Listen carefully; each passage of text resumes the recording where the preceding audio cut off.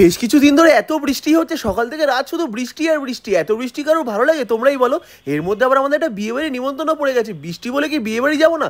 সেখানে chicken mutton কত কিছু আছে কে জানে, যেতে হবে তো খেতেও হবে। তাই যতই বৃষ্টি হোক বিয়েবাড়ি কিন্তু যেতেই হবে। বৃষ্টি যেই একটু কমেছে অমনি কিন্তু আমরা বেরিয়ে পড়েছি টোটো ধরো বলে, আর সোজা চলে যাবো বিয়েবাড়ি। একবার বিয়েবাড়িতে ঢুকে গেলেই ওরা দেখো বলতে বলতে কিন্তু আমরা চলে এসেছি বিয়েবাড়ির একদম সামনে, গেটে দাঁড়িয়ে পড়েছে। আর এখন কিন্তু বৃষ্টি হচ্ছে না। ঠাকুরের কাছে এটুকুই প্রার্থনা, বৃষ্টির জন্য যেন কারো বিয়ের দিন নষ্ট না হয় বা কারো কাজ নষ্ট না হয়। বৃষ্টি হোক কিন্তু রাতে হোক, এখন যেন আর না হয়। দেখো এখন কিন্তু বৃষ্টি প্রায় বন্ধ রয়েছে। এখন আমরা বিয়েবাড়ি চলে এসেছি, ভিতরে ঢুকে কত খাওয়া দাওয়া করবো। আর বলতে বলতে কিন্তু সোজা চলে এসেছি বিয়েবাড়ির স্টলে। কেন মেন কোর্সের খাওয়া দাওয়া যখন খাবো তার আগে স্টলে কি কি আছে দেখতে হবে তো। এখানে কিন্তু প্রচুর আইটেম ছিল স্টলে, কি কি রয়েছে সব কিছু তো নামই যাই না, কিন্তু খেয়ে সব কটা দেখবো যে কেমন লাগছে। প্রথমে কিন্তু ফিশ বল নিয়ে নিয়েছিলাম, বড় বড় সাইজের ফিশ বল ছিল।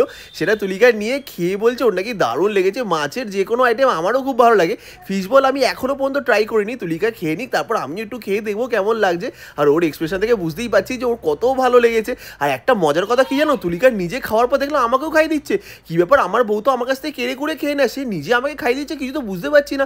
পরে বুঝলাম স্টলে না আরও অনেক ভালো ভালো আইটেম রয়েছে, এটা তাড়াতাড়ি করে শেষ করে সেগুলো খেতে হবে তো নাকি। তার মধ্যে চিকেনের দুটো আইটেম ছিল, কি নাম আমার আমি একদমই জানি না। যদি তোমরা কেউ জেনে থাকো আমাকে অবশ্যই কমেন্ট করে জানিও। কিন্তু এই স্টলে দেখলাম সব থেকে বেশি ভিড়, মানুষ লাইন দিয়ে কিন্তু এই স্টল থেকে বাটেই ভরে ভরে চিকেন নিয়ে যাচ্ছে।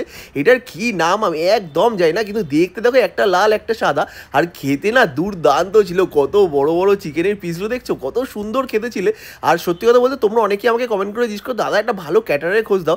আমরা যে বিয়ে বাড়িতে গেছিলাম সেখানকার সব রান্না কিন্তু আমাদের দারুণ লেগেছে। তাই আরশিয়া ক্যাটারের ফোন নাম্বার আমি ভিডিওতে দিয়ে রাখলাম, তোমরা তোমাদের প্রয়োজন মতো ফোন করে বুকিং করে নিতে পারো, কথাবার্তা বলে নিতে পারো। সব আয়োজন কিন্তু আমাদের দারুণ লেগেছে। আর দেখতে পাচ্ছ তুলিকা কি মজা করে খাচ্ছে। আর সত্যি বলতে তুলিকা খাওয়ার পরে আমিও একটু খেয়ে দেখলাম, আমারও কিন্তু দারুণ লেগেছিল। সেই জন্য কিন্তু আমি ভাবলাম যে নিজে নিয়ে একটু তুলিকাকে দিয়ে আসি। দেখো প্লেটে করে নিয়ে তুলিকাকে যখন খুঁজেই পাচ্ছি না কোথায় গেল বউটা আমার। তারপর দেখলাম সাইডে বসে আছে সবার আড়ালে এক প্লেট ভর্তি করে চিকেন নিয়ে নিচ্ছে, নিয়ে লুকিয়ে লুকিয়ে খাচ্ছে। আবার আমাকে দেখে লজ্জাও পায়, লজ্জা পাওয়ার কি আছে, খিদে পেয়েছে খাচ্ছ। আর চিকেনটা সত্যি বলতে এত ভালো হয়েছিল খেতে যে যে কেউ খেয়ে নেবে। কিন্তু এখনই যদি এই চিকেন খেয়ে পেট ভরিয়ে ফেলো তাহলে ভিতরে মেন কোর্সে কী কী আছে সেগুলো কী করে খাবে। সত্যি বলতে এত দারুণ লাগছিল না। তুলিকা বলছি তুমি একটা খাবে নাকি? সত্যি আমার না খুবই খিদে পেয়েছিল, বললাম দাও আমাকেও দু একটা দাও।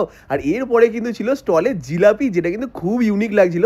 দেখো মেলায় গিয়ে জিলিপি তো প্রত্যেকবার খাই, কিন্তু বিয়ে বাড়ির স্টলে জিলিপি কিন্তু একটা অন্যরকমই লাগছিল। গরম গরম জিলাপি খেয়ে দারুণ লাগছিল। কিন্তু এই স্টলে জিলাপির আইডিয়াটা কেমন লাগছে তোমাদের অবশ্যই কমেন্ট করে জানিও। আর তোমরা কোনো বিয়ে বাড়িতে স্টলে কি জিলাপি পেয়েছো তাহলে সেটাও কিন্তু জানিও। আর এরপরে কিন্তু মেন কোর্সে অনেক সুন্দর সুন্দর আইটেম ছিল, যার মধ্যে প্রথমেই ছিল ভেটকি পাতুরি, যেটা দেখতে আর খেতে দুটোই কিন্তু দারুণ ছিল। আর তারপরে ছিল সবার প্রিয় পছন্দের মটন, যেটাও কিন্তু অসাধারণ হয়েছিল। আরও কী কী ছিল সেগুলো কিন্তু আমি তোমাদেরকে পরে আর একটা ভিডিওতে সবটা দেখিয়ে দেবো।